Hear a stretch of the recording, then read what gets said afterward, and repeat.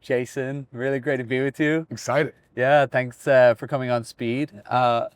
We haven't spoken a lot publicly about what format does, though increasingly over the last while, we really want to start talking more about some of the things that we care about. And Speed is a series about people that are building very fast in tech today, that are managing to do things at an extraordinarily high level of quality, that are managing to stay close and stay obsessed with their customers as they do it. And I think Popl is just a wonderful example of that. So thank you so much. It's great to be with you. Yeah, thanks for having me. So Thanks for coming out from Dublin. yeah, for sure, anytime. Why not? So you're right in the middle of it, right? You're scaling Popl. You're coming up on $20 million in revenue. You've raised just $3 million, which I think is really interesting. We're going to dive into that. You're also now, creating an entire new category of in-person go-to-market. So there's a lot that we want to get through. But maybe I could just start a little bit with you, right? You studied computer science at UCLA. You've been engineering, you've been product, you've been in sales, you've done a bunch of different things. But how do you see yourself? Are you an engineer at heart? Are you a salesperson at heart? Are you a founder? How do you see yourself? I really appreciate this question. First off, being technical gives you a nice leg up, right? It allows you to understand what the engineers are building, where your limits actually are and what you can build, and understanding where you should go. And so I feel like that CS UCLA experience really put me on a good point to start a company. But then I love meeting new people. And I also I like interacting with them and being curious. And so I felt like I had a unique blend of the technical, the curiosity, and the in-person outgoingness. And so I was like, okay, how do I combine all these in a job and something that I can really be passionate about? And sure enough, I landed on being a founder, right? Like building something that I'm passionate about and I can apply all those skills and not necessarily just do one or the other. You've definitely got the best hair of anyone that studied computer science before, so that's good. Thank you. So take me back. You want to start Popl, right? You start initially with NFC technology, you then moved to digital business cards, and then we'll talk about the in-person go-to-market in a moment. But bring me right back to the very, very beginning of Popl. What was that origin story? Yeah, so our journey has really been dictated by customer obsession. You talk about customer obsession at the beginning, so really excited to get into that. But our first product that we launched with was NFC tags, right? Which are just these tags you can buy on Amazon. They're a couple cents a piece. NFC tags allow you to tap to an iPhone or an Android, and it shares information. And so back in 2019, I came across NFC technology, which 2019, it was like pretty early for NFC. Like Apple Pay had just come out, so it wasn't really like that mainstream yet. And so discovered this, and we were like, I wonder if we could sell these as a product, right? And so sure enough, we ordered a bunch of tags to our apartment in LA. And we realized that you can activate them with an Instagram or with a LinkedIn or with a phone number. And then we just went to market, set up a Shopify store, put the NFC tags up, and just started posting on LinkedIn or on Instagram and TikTok to see if we could generate some buzz. Nice. So how did you, was it all through that organic social content that you started? Was there any moment that created a massive leap there? Yeah, in the beginning it was all organic. Yeah. And there was really a turning point, and it was deciding to post on TikTok. Back in 2019, TikTok was... Yeah, what was TikTok? Yeah, no one knew about it. And so we basically developed a formula where it's very quick TikTok video, less than 15 seconds, and it would showcase the magic of NFC tags.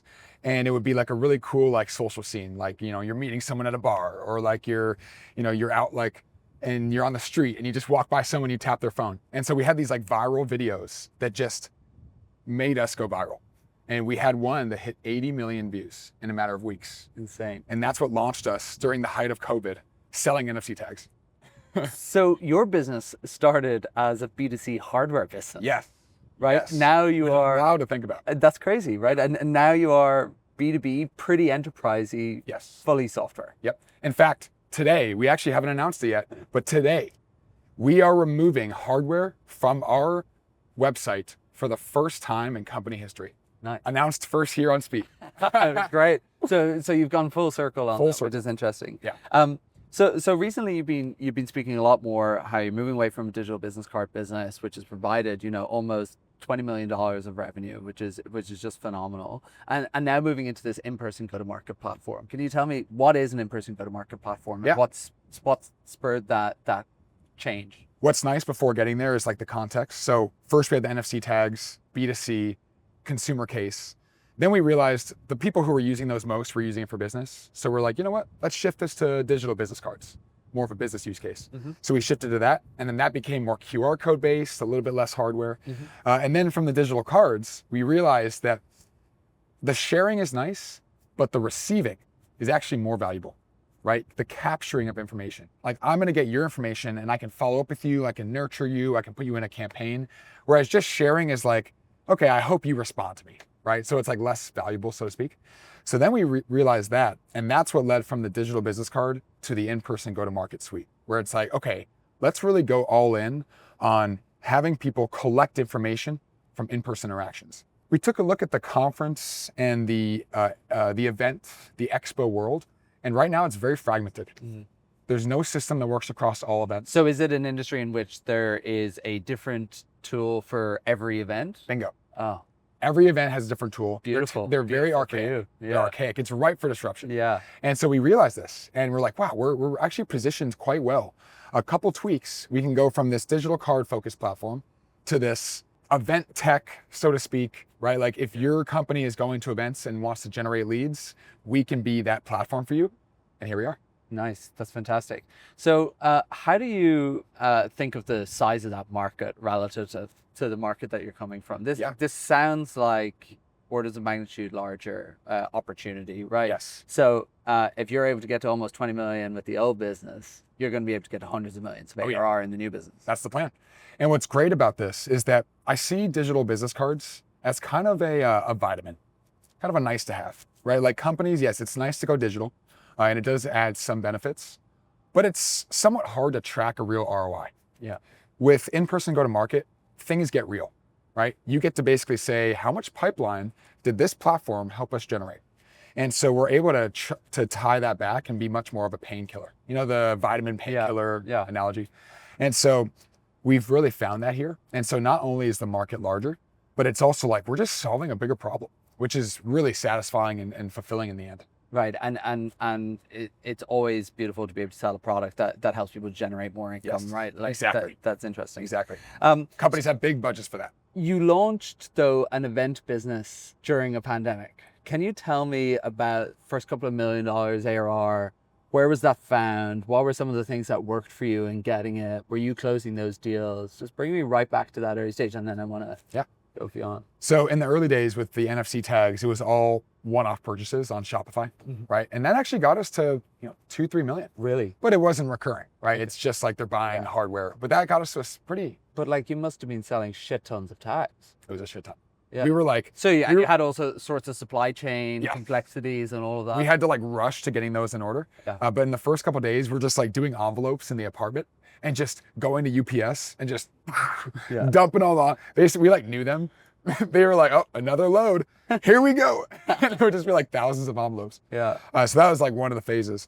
And then our first taste of MRR, subscription-based revenue, was from Popl Pro and Pro Plus, which were individual subscriptions in our mobile app. Yeah. That got us to 4, just solid, right? But that was all individual, right? It wasn't B2B. It was like B2C still. Basically just people wanted to use their digital cards for more of a business use case, and we had a bunch of great features for that. Right. And so that got us to our first 2 or 3. And so that was all PLG, right? Yeah. That's the way that you found all of that. We had great viral loops. You know what a viral loop is? No, tell me. A viral loop is when a user is using your product and something great happens, you give them an opportunity to share it with someone new. Right. And we really leaned into that. And so digital business cards have natural viral loops where when someone shares a digital card with someone else, they're naturally showing it to them, right? So let's say I meet you, Hugh, and I use Popl. You have no idea what Popl is. When I say scan this QR code and you scan it, now you're like, oh, what is that? Oh, it's Popl. And so now you're learning about the ecosystem. And so in the exchange of information on the phone, we give you a step to basically create your own card and join the ecosystem. And so we grew really organically from that in terms of growing the MRR business. And is that still a feature of the platform today? Yes. Yeah. Okay. It's less focused on, but it is still there. Okay. Yeah. So now you're moving to this, in-person go-to-market platform. You're gonna, try double, triple the business over the next couple of years, which is exciting. Tell me about who your customers are today. Who are you really focused on as customers? Yes. So we qualify customers more than ever today. And actually in our history, we didn't do as much qualification, and it actually led to... Yeah, it was land grab. Exactly. Yeah. Exactly. And so we're very focused on B2B now. Yeah. Right. So most of our growth comes from companies, Mhm. which is actually, very different. And we had to do many changes to Whole change that different motion. motion, Yeah, whole different exactly. company structure. SOC 2, Yeah. now we have compliance managers, et cetera. Yeah. And so our best fit customers are companies that do at least 5 events per year. So if you do at least 5 events per year and conferences... As in, sorry, you host events or you attend events? Attend. Okay. Attend. And so if it was hosting, it'd be a much smaller market. Yeah. It's like if you just go to 5. Okay. And you look at those 5 as a means of generating leads for your business, we're a good fit for you. Okay, interesting. And is that mid-market into enterprise? Is that the focus? Yeah. It really comes down to mid-market enterprise. We do have some SMBs, but our pricing is up there, so to speak. And the reason for that is because, we help companies grow, right? We help companies generate leads. So we feel like it's a valuable product. Mm-hmm. So SMBs that are kind of like, just dipping their toes into events typically aren't a good fit for us. Mm-hmm. So it is more mid-market to enterprise. And I think just to give people a sense of the scale of that market, I mean, already as a business, you guys have 2.5 million users in 160 countries around the world. Yes. Do you find though that a lot of the businesses that adopt something like Popl are pretty tech savvy, or are they not? Because there's often a dichotomy between tech savvy businesses and then the events industry. Absolutely. Right? Absolutely. And so how do you balance those two? I love this concept because it's one that's kind of like under talked about. But we've noticed that with these archaic industries, these like legacy companies, yes, they are basically like, there's some exceptions, but pretty much they're all not tech savvy. Right. And so we've had to build the product in such a way where the end users that are actually scanning badges or scanning paper cards or scanning LinkedIn QR codes is dead simple. We want it to just be so easy to use. You log in and you just point and you capture, right? We want it to be so easy for them because you're right, they are not tech savvy, right? And like the moment you try and build a product where they have to be tech savvy to get it, to actually use it and enjoy it, that's where you're gonna start seeing churn and drop off. So we've really focused a lot on this. On the other side of the platform, there must be a lot of integration back into their sorts of systems. Yeah.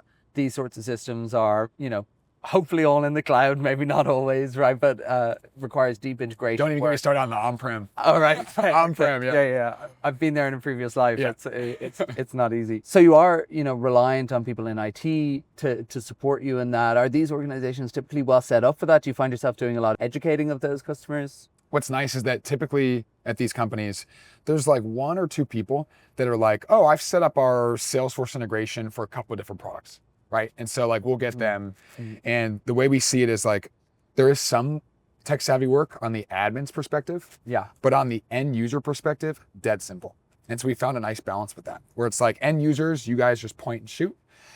Admin, we're going to need you to like have some savviness and understand how your systems work so we can get everyone situated. Have you found that your previous primarily B2C, PLG style businesses, is that a feeder for your now 100%. B2B enterprise style business? 100%. And so that's why we still invest somewhat, like a little bit, like we have ads running for individuals, we have some resources going towards it, is because that individual funnel to larger is strong.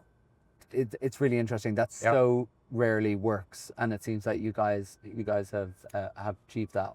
Tell me about how you seek to always understand and stay close to a lot of these customers, right? It sounds like across your 15 to 20 mil ARR, you've got a couple of different cohorts of customers. How do you find yourself trying to stay close to those as you're scaling so quickly? It's a great question. I think that it's extremely valuable for myself as a leader and then other leaders on the team to be in tune with the customer, boots on the ground, so to speak. And we actually first learned this from YC, because they're huge on talking to your customers, not just in the early stages, but throughout your company's career. The way that I've found the best way to do this at my current stage is pre-sale customer calls. Our AEs are encouraged to bring in leadership into some of those conversations. And anytime that I'm brought in, I'm like asking a ton of questions. What's your use case? What's your problem you're trying to solve? how did you learn about us? What are you like looking to get from the platform? And in having those calls, which is multiple a week, I'm able to have such a good connection to the customer and understand what to build next. I talk about this a lot, right? I think it remains to be one of the biggest unsolved problems in software, that most people in most companies have no fucking idea what their customers are saying. And I just think that So underrated. how can a company be customer obsessed if 90% of your people don't understand what customers are saying? Yes. Format. Yeah. Yeah. Exactly, right. But one of the things that I think is unique about your business is actually because of the nature of what you're selling, because of the nature of who you're selling to, getting out and meeting customers is so important. And I've always done this in software, right? I've always tried to just get boots on the ground, meet people, and get to talk to them. Is that something that you find is difficult culturally to engender across your team? Is that something that people just naturally get because of the world that you're in? How do you think about it? What's nice is that we also, because we have the conferences where it's an opportunity to meet customers in person, we really lean into those. Like we have not just our sales team, but also other members of our organization encouraged to go to conferences. Like, so even back of house, it's like, hey guys, make sure you go to at least one conference a year, two, whatever, so you can really see our product in use and really meet and talk to some of these customers. And so we've actually been sending CSMs to conferences to talk with current customers. And it's been a huge unlock where they get to build that relationship and then also see the product live. And so we have that nice like ability to have an excuse to go meet them because of conferences. And I think that's unique. In so many ways, you guys have, bucked the trend and flown in the face of conventional wisdom. You were B2C hardware, now B2B software. You use that as lead flow for your B2B business, which is just incredible. Though one of the areas in which you have not followed conventional wisdom at all has been in your fundraising journey. Yes. You began in YC, the world's most famous venture beginning for an organization. Yes. You're now coming up on 20 million ARR. You've raised just 3. Tell me about that. Why did you decide to not raise more money? Absolutely. So I will say it's a common myth with YC that like you do YC and you have to be a venture-backed company. YC actually, in their narrative with us, is that you should do what's best for your company. And that's not always necessarily raising a ton of cash, right? And so every company is different in how they grow, how profitable they are, and what they actually need. And early on, we actually tried to raise for our digital business card platform. Okay. Yeah. And I like to speak on this because a lot of founders go through this. So we tried to raise a Series A. I think we were around like 5, 6 ARR. So very different business at that point. Growing quickly and hitting all the metrics that you would expect to raise a Series A. But at that point, we were still very hardware. Like we had some SaaS, some hardware, and investors hate hardware. Right. They were asking you about gross margins. Yes. Yeah. And they were like, why don't you guys become all software? And they had all these why are you B2C, not B2B? Anyway, so like we tried to raise in those early stages. And another reason I think that held us back is that I, as a founder, I don't think I had full conviction on the digital business card idea. Interesting. And I think that came through. So $5 million in revenues that, flowing into your bank account didn't give you confidence in it? No. I, at least personally, myself as a founder, I have huge goals and huge expectations. And 5 million was just kind of like, all right, this is part of the plan. And it's a step up. But it's not necessarily like I'm fully sold on this yet. And I think it comes back to the idea that as a young person, I never used business cards. And so I understood that like we were solving somewhat of a problem, but I didn't have that full like founder obsessed conviction that I think all great founders need. So now you are B2B, you are software. Yep. You're targeting an B2B SaaS. Yes, yeah, beautiful. With a whole bunch of AI thrown in, you got all the buzzwords, targeting a rapidly expanding market. You are in prime position to go raise significant amounts of capital. Yes. How are you thinking about the future funding journey of Popl? Yeah. Now that we've gone to this point, right, where we haven't raised and we did seed strapping, so to speak. Which is a phrase I love. Just explain that for a second. Yeah. Seed strapping is basically bootstrapping with the seed round. Yeah. Right. So we did YC. We raised the seed round after YC. Yeah. Highly recommend you raise some round after YC because they give you such an advantage there. And in that instance, the team still controls what, 75, 80% of the cap table? Okay. We were lucky. We gave up very little of the business. Okay. Yeah. And so we did that seed round and then we bootstrapped from there. So we call that seed strapping. Okay. At this point, I am like, I don't want to raise a round until we absolutely need it in order to hit our growth goals. If we're able to have growth goals and we see a clear path to those without raising, I mean, let's just keep more of the company. Like, I'm very bullish on that. It's like, only raise when it's in the way of your growth. And if you're able to reach your goals, your milestones without it, keep your company, right? Because it gives you more optionality in the end. And so we'll see. Like, if we get to a point where it's like, okay, we're going to have to raise, revenue is going this speed, but we need to hire at this speed, then that would be a reason to do a big growth round. It's very unusual in the market for both public markets or indeed for acquisition attempts to be looking at a team that still retains 80% of the capital of the business, right? When you think of a liquidity event down the line for Popl, how do you envision that happening, or is that even something that's on your radar at all? Yeah, well, with the ever expanding in-person conference market right now that we're seeing surge because COVID's behind us, we're going for the IPO. We see a clear path based on our metrics to 100 million. And so right now we're just like, let's just get there as fast as possible. And we'll see. Maybe it includes raising, maybe we can get there without, but that's our goal right now. Is being a public company CEO something that you've always wanted? I kind of see taking a company public as like the ultimate entrepreneurial accomplishment. And I do want to achieve that at least once in my life. And whether it's with Popl or the next venture, right? I do think like that would be an awesome point to be like founder all the way to public company. Yeah. And so, yes, yeah. I would want to like constantly learn and develop the skills and be in a position where that is possible. I've been lucky to spend a bit of time with you recently, and I'm just blown away by your optimism and your drive, both in this business and both how you speak about future ventures. It seems that you always have a lot of ideas cooking up in the back of your mind. Do you have a million different businesses that you want to start but you don't have the time to? I'm one of those founders where I have an Apple Notes of like 30 ideas. Yeah. Nice. Well, if you could buy shares in Jason's future businesses, I think that would be a very prudent thing to do. Thank you. Likewise. Thank you. Thank you so much for taking the time. Yeah. You're a total legend. It's wonderful to spend time with you. Thanks for coming on. Thank you. Cheers. Hey, cheers. From that,